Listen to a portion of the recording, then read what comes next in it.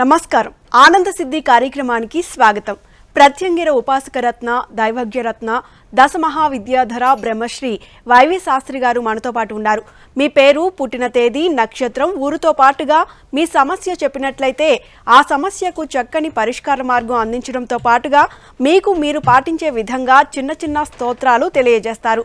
లైవ్లో మాట్లాడేవారు, టీవీ చూస్తున్నవారు ఒక పేపర్, పెన్ను దగ్గర ఉంచుకున్నట్లయితే గురువుగారు చెప్పే స్తోత్రాలు, పారాయణాలు రాసుకోవడానికి మీకు అనుగుణంగా ఉంటుంది. గురువుగారితో మాట్లాడదాం. అలాగే గురువుగారితో మీరు కూడా మాట్లాడాలి అనుకున్నట్లయితే వెంటనే స్క్రీన్ పై స్క్రోల్ అవుతున్న నెంబర్స్కి కాల్ చేసి మీ సందేహాలను నివృత్తి చేసుకోవచ్చు. నమస్కారం గురువుగారు.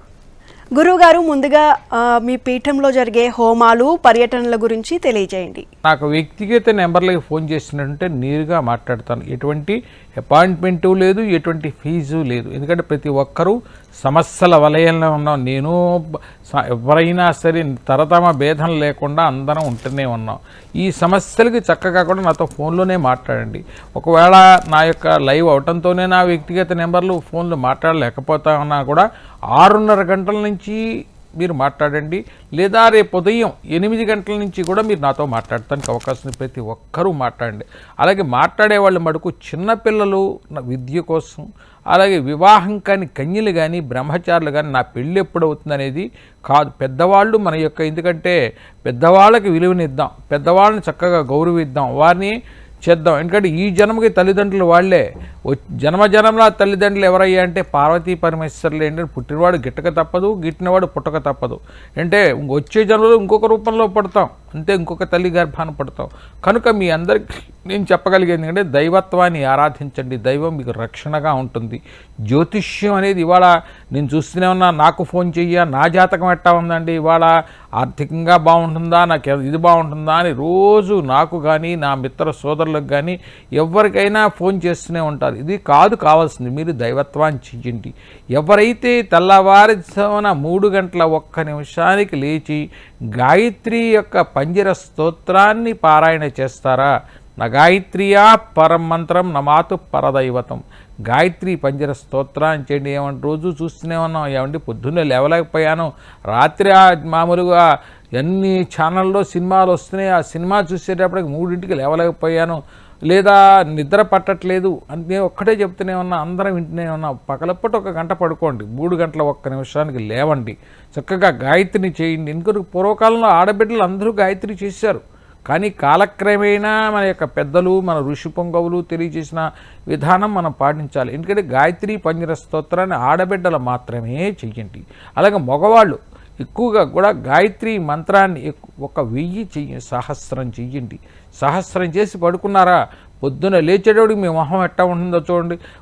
మన ఎందుకంటే చూస్తూనే ఉన్న చిచ్చుబుడ్లాగా లేకపోతే ఆటంబాబులాగా పేలిపోతూనే ఉంటాయి ఇంట్లో.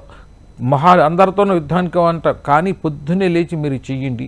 అలాగే రుద్రుని ఎక్కువ ఆరాధించండి. పరమశివుణ్ణి చక్కగా కూడా ఓం నమః శివాయ శుభం శుభం కురు శివాయ నమ, ఓం నమః శివాయ శుభం శుభం కురు శివాయ నమ. పరమశివుడే ఎక్కువగా చూసినా మనం తీసుకెళ్ళేది ఆయనే, మనకు ముక్తినిచ్చేది ఆయనే, మనకు ధనాన్ని ఇచ్చేది ఆయనే. అలాగే ఎందుకంటే మనం కొత్త దేవతలు నమస్కారం పెడతాం కాదు. పరమశివుడు ఉన్నాడు, విష్ణువు ఉన్నారు, చాలామంది దేవతలు ఉన్నారు. ఎవరినైనా సరే గురువు ఆయనే. గురువు ఎక్కడున్నాడా అంటే గురువు ఆయన రూపంలోనే ఉన్నారు. ఆ యొక్క గురువుని ఆరాధించడం. అలాగే మేధాదక్షిణ మంది ఆరాధించండి. ఎంత చేసినా ఫలితం కలగట్లేదు అనుకున్నా కూడా మనం చేసే యొక్క ఆరాధనలో తప్పు ఉందేమో చూడండి. అలాగే కొంతవరకు కూడా ఎవరినైనా సరే మనం లేనిపోని చిత్కరువులుగా మాట్లాడవద్దు, ఇష్టం వచ్చినట్టు మాట్లాడవద్దు. అహం ఇక్కడ కాదు, మన లేవలేని రోజున ఆ రోజున తెలుస్తూ ఉంటుంది అహం అనేది. కనుక మనం ఎందుకంటే పరాయింటి నుంచి వచ్చిన ఆడబిడ్డ అంటే 1000 సంవత్సరాలు మన ఇంట్లో నడయాడే పిల్ల మీ భార్యలు అవ్వచ్చు. వారిని చక్కగా గౌరవ ప్రపత్తులతో మాట్లాడండి. అలాగే తల్లిదండ్రులకు విలువనివ్వండి. తల్లిదండ్రులు ఎంతవరకు కూడా వాళ్ళ పాదాలకు నమస్కారం చేయండి. వాళ్ళ మన భార్య వచ్చేసింది, నాకేమిటి, నన్ను చూసుకుంటారనుకున్నా కూడా మీకు ఏ వేరు కానీ ఇది కానీ తెగినా కూడా, లేదా వాహన ప్రమాదం అయినా కూడా, లేదా రూపాయి లేకపోయినా కూడా మిమ్మల్ని బిడ్డలు కాదు, భార్య కాదు పట్టించుకునేది మీ తల్లే. ఆ తల్లిని చక్కగా కూడా ఎక్కువగా ప్రేమ వాత్సల్యాలతో చెయ్యండి. ఎందుకంటే మీ భార్య మీ బిడ్డల్ని పట్టించుకుంటుంది, అంతేగాని మీ తల్లిదండ్రులు నాయన లేచావా లేవలేదా అనుకుని పలకరించేది మీ తల్లి మాత్రమే. ఆవిడ నమస్కారం చెయ్యండి. ఎందుకంటే ప్రశాంత వాతావరణ, తల్లి తండ్రి ఇద్దరూ చక్కగా ఆప్యాయత అనురాగం తీసుకెళ్ళేసి వృద్ధాశ్రమంలో పడేసి మనం చూస్తూనే ఉన్నాం. పశువులు ఎక్కడన్నా పారిపోయినప్పుడు లేదా ఇది వచ్చినప్పుడు ఆ దాంట్లో పడేస్తుంటాం, మందుల దొడ్లో పూర్వకాలంలో పడేసేవాళ్ళు. వాళ్ళు తీసుకెళ్ళి ఆ యొక్క ఓల్డేజ్ హోమ్స్ అందులో పడేసారు. ఆ వేళకి భోజనం పెడతారు. ఆప్యాయత అంతా మాట్లాడేవాళ్ళు లేరు కనుక వారిని ప్రత్యేకంగా తల్లిదండ్రుల అభిమానంగా చూడండి. అదే కావాల్సింది. అదే మన సమాజానికి మనకు ఉత్తమ జన్మ మళ్ళీ లభించాలన్నా కూడా అదే. ఈ జన్మ అయిపోయింది, రేపొద్దున ఏమవుతా అని చెప్పి ఇది కాకుండా ఉత్తమమైన జన్మను పడాలి. పూర్వకాలం ఇదివరకు కాలంలో ఇక్కడ యమధర్మరాజు ఉన్నాడు, ఏదో ఇది పెట్టేస్తాడు, ఇక్కడ కాదు అక్కడికి వెళ్ళినప్పుడు బాధపడతాం అనుకోవడం కాదు. ఇప్పుడే పడుతూనేమన్నాం. సకల రోగాలు మనకు కొత్త కొత్త రోగాలు వస్తున్నాయంటే అదే. అది మనం చక్కగా కూడా రక్షణ దైవశక్తి వల్ల చేయండి. జ్యోతిష్యం కాదు. జ్యోతిష్యం వల్ల జ్యోతిష్యాన్నే మార్చేది రుద్రుడు ఒక్కడే. ఆ రుద్రుడిని చక్కగా కూడా ఆరాధించండి, చక్కటి ఫలితాన్ని పొందండి. సరే గురుగారు, మనతో మాట్లాడడానికి కాలర్ ఉన్నారండి. సురేష్ గారు కృష్ణా జిల్లా నుంచి మాట్లాడదాం. నమస్తే సురేష్ గారు, మీ సమస్య ఏంటో గురువు గారు ఉన్నారు, మాట్లాడండి. హలో, చెప్పండి. నమస్కారం గురువు గారు, మీ పాదాలకు శతకోటి వందన. నమస్కారం అమ్మా. ఎక్కడి నుంచి చేస్తున్నారు? కృష్ణా జిల్లా అండి, కంకిపాడు నుండి. కృష్ణా జిల్లా ఏ ఊరు? కంకిపాడు అండి. కంకిపాడు, చెప్పండి. అది మాకు పెళ్ళై 10 సంవత్సరాలు అయింది సార్. ఇంకా సంతానం కలగలేదు. మీ అమ్మాయి పేరు? స్వాతి అండి. ఏం చేస్తుంటారు తమరు? నేను మామూలుగా ఐస్ క్రీమ్ వ్యాపారం చేస్తాను. నక్షత్రం? నక్షత్రం ఉత్తరాషాఢ నక్షత్రం అన్నారు గురువు గారు. అయినా కానీ వైద్యులు ఏమన్నారు అంటే కొంచెం ప్రాబ్లం ఉంది, నాలోనే ప్రాబ్లం ఉంది అన్నారు. ఒక పని చేయించండి, మీరు వైద్యుల్ని సంప్రదించండి. నేను చెప్పిన ప్రక్రియ కూడా చేయండి. పెన్ను పేపర్ కూడా రాసుకోండి. నేను చెప్పినది రాసుకోండి. ఎక్కువగా కూడా ఓం హ్రాం హ్రీం క్రోం శరవణ భవాయ నమః. ఓం హ్రాం హ్రీం క్రోం శరవణ భవాయ నమః. ఈ నామాన్ని మీరు 1,00,000, అమ్మాయి 1,00,000 జపం చేసి రోజు కూడా పాలు, ఆవు పాలు దొరుకుతాయి కదా మీకు, చక్కగా కూడా శ్రేష్టమైన ఆవు పాలు దొరుకుతాయి. దాంట్లో కొద్దిగా పచ్చకర్పూరం, తేనె, పడి బెల్లం పౌడర్ స్వామికి నివేదన తీర్థంగా తీసుకోండి. స్వామి యొక్క అనుగ్రహంతో అతి శీఘ్రంగా కూడా సత్సంతాన యోగ్యత పొందటానికి అవకాశం ఉంది. గురుగారు, వనదుర్గ ఎవరు? వనదుర్గ ఆరాధన విశేషం తప్పకుండానమ్మా. వనదుర్గ అంటే కృష్ణుడి కన్నా పుట్టినావిడే యోగమాయ. ఎందుకంటే మనం చూస్తూనే ఉన్నాం, అర్జునుడు ప్రతిష్ఠ చేశాడు ఈవిడ్ని. ఎక్కడ ప్రతిష్ఠ చేశాడంటే హిమాలయాల్లో చేశారు. ఆ తర్వాత మనకి మన యొక్క ప్రాంతంలో మన తెలుగు రాష్ట్రాల్లో చూసినట్టుంటే తల్లులు అన్నవరం దగ్గర మెట్ల దగ్గర కనకదుర్గ, మధ్యలో వనదుర్గ, పైన సత్యదేవుడు. ఇవాళకి కూడా సత్యదేవుడు అంటే విష్ణు రూపమే కదా, కృష్ణుడు రూపమే కదా ఆయన కూడా. ఆయన ఈరోజు కూడా అంటే ఉత్సవమూర్తి రూపంలో అమ్మవారి దగ్గరికి తీసుకొస్తుంటారు అర్చకులు, అర్చక సోదరులు. ఉదయం, మధ్యాహ్నం, సాయంత్రం కూడా తీసుకొచ్చి స్వామికి చూపించి వెళ్తుంటారు. అటువంటి ఆరాధన. అలాగే ఎందుకంటే ఈవిడ వనదుర్గ చేయలేనిది ఏంటేం లేదు. వనదుర్గ అంటే వన సంచారిణి, చాలా అద్భుతం. అంటే ఓ దుర్గాదేవి నిద్రపోతున్నావా, లేచిన కార్యాచరణ చెయ్యి అంటే ఇది శక్యం అశక్యం వా తన్మే భగవతి శమయ శమయ శక్యంగా అని కూడా తీసుకురావడానికి. ఇవాళ అమ్మకి శక్యంగా ఉందేముందమ్మా. ఇవాళ ఈ యొక్క మన ప్రపంచం యావత్తు తలడిల్లిపోతుంది. ఈ రాహు వల్ల వచ్చు సకల ఇబ్బందుల నుంచి కూడా తొలగించగలిగే శక్తి వనదుర్గకే ఉంది. వనదుర్గ కవచాన్ని ఎవరైతే పారాయణ చేస్తారా వారికి ఎటువంటి యొక్క విధానం, ఎటువంటి ఆరోగ్య సమస్యలు, అలాగే కొంతమంది కాళ్ళ నొప్పులని, తలనొప్పి, ఒళ్ళు నొప్పులని, ఎందుకంటే ఇదంతా కూడా సూర్యుడి ప్రభావం. మా తలంతా కింద మెడ దగ్గర నుంచి తల వరకు కూడా సూర్య ప్రభావం. కిందకి చూసినట్టుంటే రాహు అంటే మనకు ఎక్కువగా చూస్తూనే ఉంటాం. ఇవాళ ఆ రాహు వల్ల హార్ట్ అటాకు, ఈ కిడ్నీసు, లేదా మన కొన్ని వ్యాధులు, క్యాన్సర్ కానీ ఇవన్నీ రాహు వల్ల వస్తుంటాయి. కొంతవరకు ఇవన్నీ తొలగించగలిగే శక్తి దుర్గకే ఉంది. అంటే మనం చూస్తూనే ఉన్నాం, రాహుర్దాన మంత్రిస్య సింహికా చిత్తనంద అర్ధకాయ మహాక్రోధి చంద్రాదిత్య విమర్థన. రాహు పంచమి స్తోత్రాన్ని చేయండి. అయ్యా నాకు ఉద్యోగం రావట్లేదు, లేదా కొంతమంది నాకేదో అయిపోతుంది, నేను ఏమైపోతానో తెలియదు, ఎటువంటిది కాదు, వైద్యులకు చూపించండి. వైద్యో నారాయణో హరిహి చూపిస్తూ రాహు పంచమి స్తోత్రం చేయండి. రాహుర్దాన మంత్రిస్య సింహికా చిత్తనంద అర్ధకాయ మహాక్రోధి చంద్రాదిత్యం ఈ పారాయణ చెయ్యండి. చేసి ఏం చేస్తారో చక్కగా మినపసున్ను దొరుకుతుంది. మోగజీవాలను బలిచ్చి నైవేద్యం పెడతాం కాదు, మినపసున్ని మన మినపప్పు సున్నిలాగా చేస్తుంటారు. మినపసుండలు నెయ్యి వేసి బెల్లం వేసి మన పూర్వీకుల నుంచి వస్తూనే ఉంది. అది నివేదన పెట్టండి. ఎంతటి ఫలితం వస్తుందో మీరు నాకు చెప్పండి. మీరు చెయ్యండి చక్కగా కూడా. నాకు ఉద్యోగం లేదు ఏమైపోతామో, లేదా తల్లిదండ్రులు రక్తపు కూడి తింటాం కాదు, తండ్రి తల్లి సంపాదించిన రూపాయి తింటూ కూర్చోవడం మన యొక్క శ్రేయస్కరం కాదు. వాళ్ళని మనం పోషించాలి. వాళ్ళని పోషించినటువంటి చక్కటి ఫలితం ప్రతి ఒక్కరికి రావడానికి అవకాశం ఉంది. మీరు చెయ్యండి. ఎందుకు చేయలేరు మీరు? కూర్చుని ఎందుకు? మనం ఏం చేయగలం? మనం చేద్దాం చక్కగా కూడా.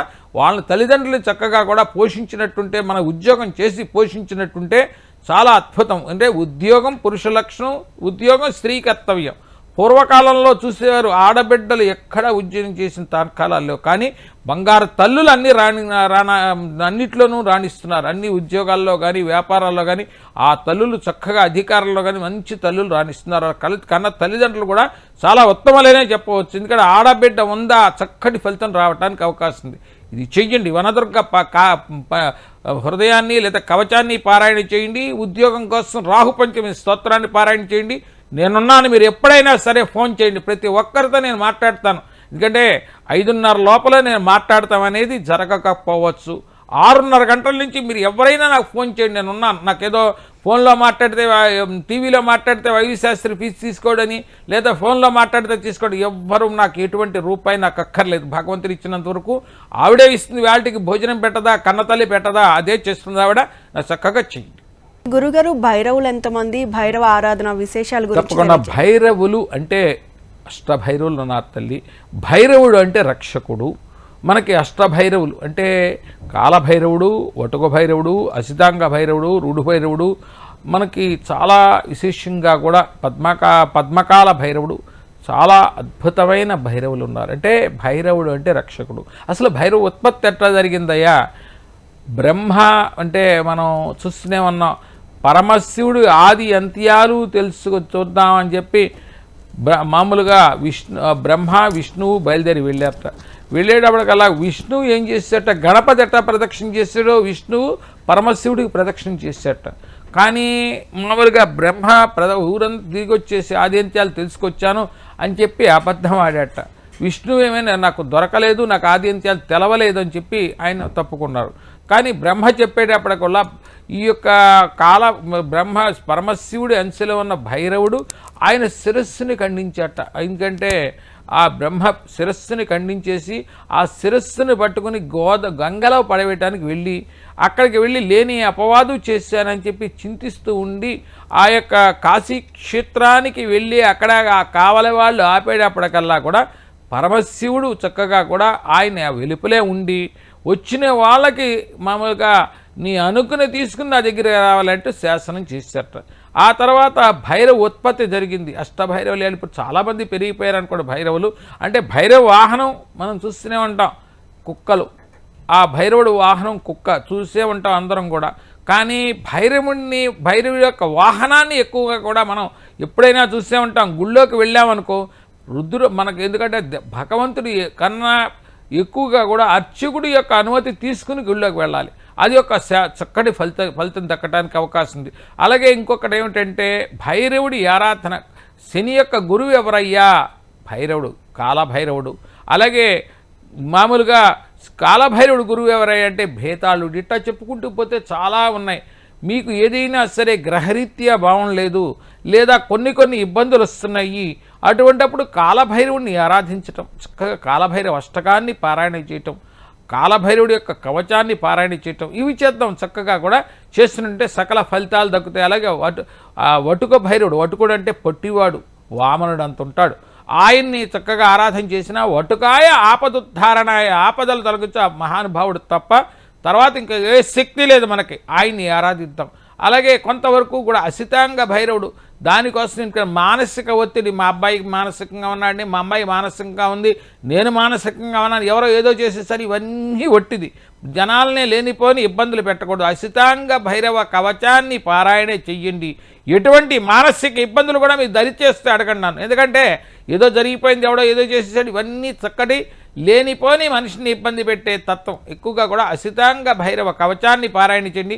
ఇటువంటివి కాదు. ఎందుకంటే భైరవుణ్ణి ఎక్కువ ఆరాధన చేసి భైరవ కవచాన్ని చేశారా లక్ష్మి కావాల్సినంత లక్ష్మి రావటానికి అవకాశం ఉంది. ఇది చేద్దాం, చక్కగా కూడా వివరాలు చెప్పుకుందాం.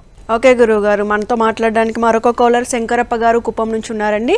నమస్తే శంకరప్ప గారు, గురువు గారు ఉన్నారు, మీ సమస్య ఏంటో మాట్లాడండి. నమస్కారం అయ్యా. మా కొడుకు మ్యారేజ్ మీటింగ్ సార్, వివాహ మీటింగ్. అబ్బాయి పేరు ఎస్ ప్రమోద్ కుమార్ సార్. నక్షత్రం మీన రాశి సార్, 5/5/90 సార్. ఏం చేస్తుంటారు అబ్బాయి? సార్ రాజకీయం సార్. రాజకీయం. అవును సార్. ఒక పని చేయించండి, మీ యొక్క వేద పండితులు ఎవరన్నా ఉన్నట్టుంటే మంగళ చండీ హోమం చేయించండి.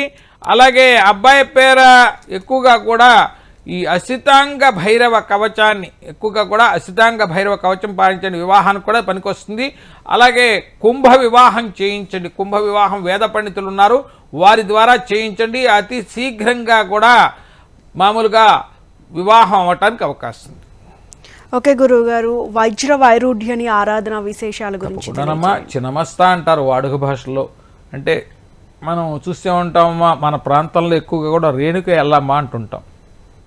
అంటే ఈవిడ రేణుక అనేటప్పటికే మామూలుగా పరశురాముడి తల్లి.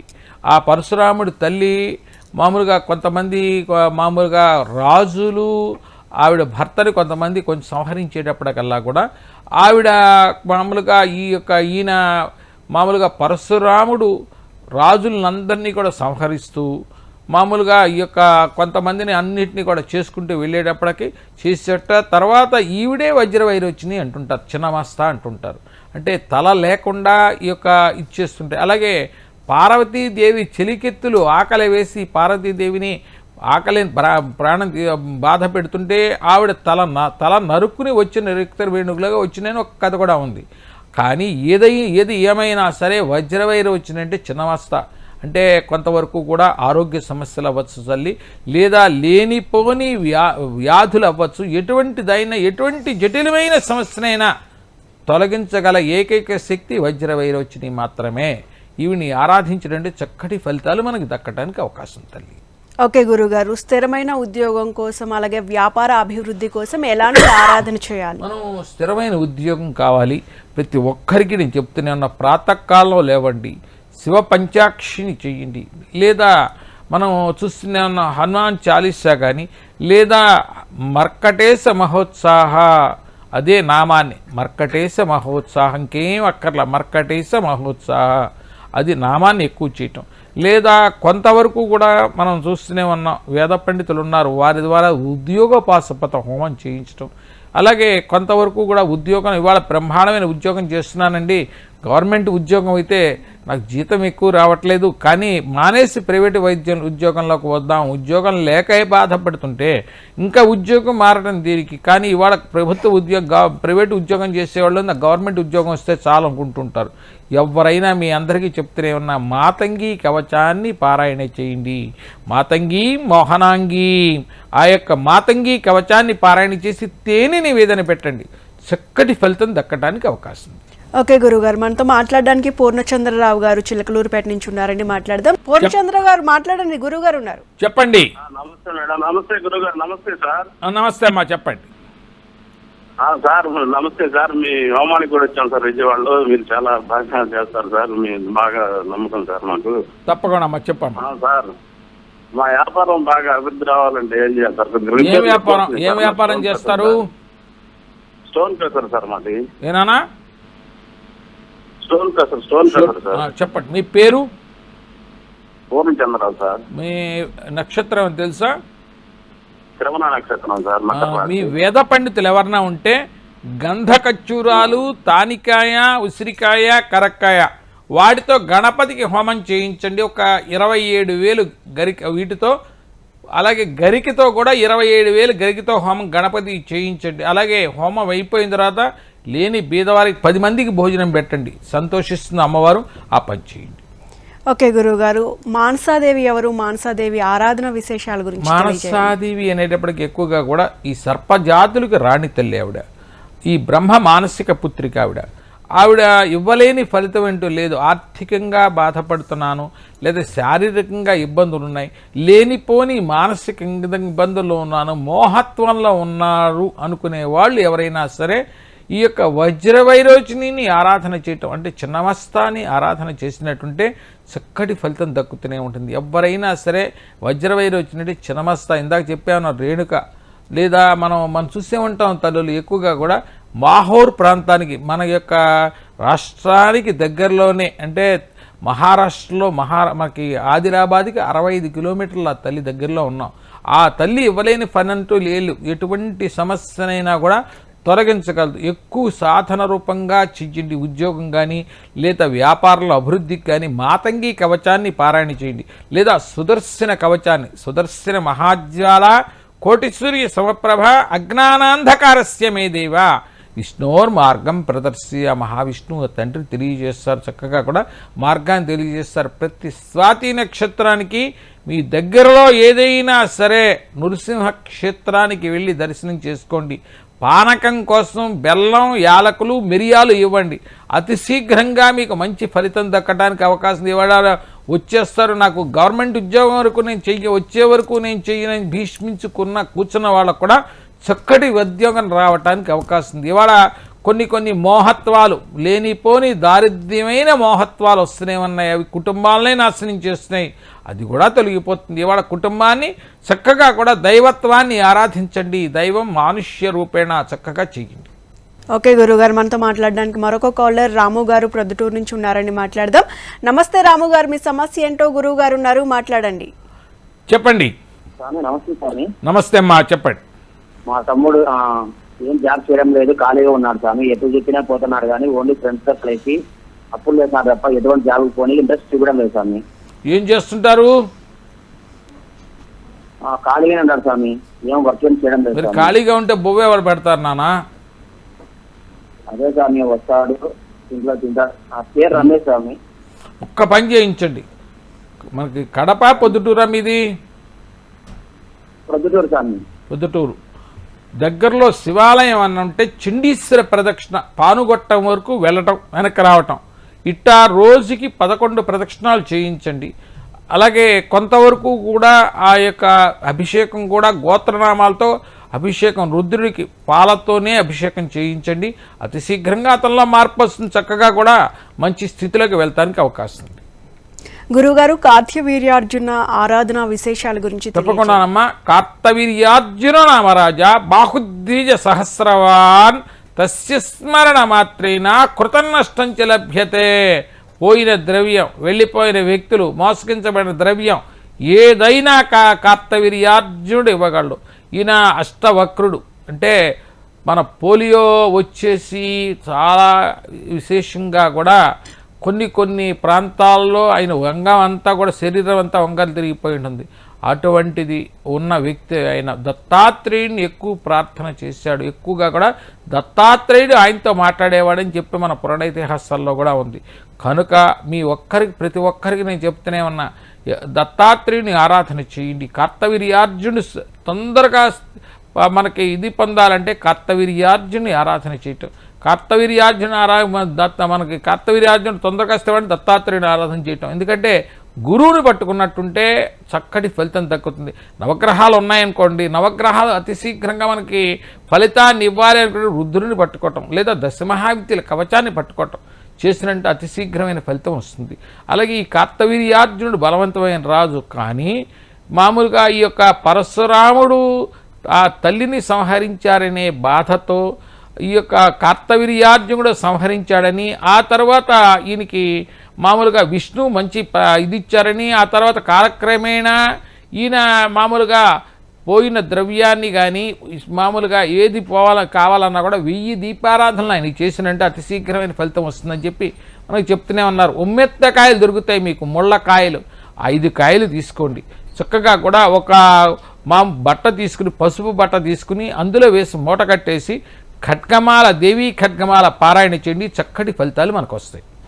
ఓకే గురువు గారు, వనదుర్గాదేవి గురించి, అలాగే భైరవుల ఆరాధన గురించి, అలాగే కాలర్స్ అందరూ అడిగే సమస్యలకు చాలా చక్కటి పరిష్కార మార్గాన్ని తెలియజేశారు. ధన్యవాదాలు. తప్పకుండా. నమస్కారం. చూసారు కదండి, ఇది ఈనాటి ఆనంద సిద్ధి కార్యక్రమం. నమస్తే.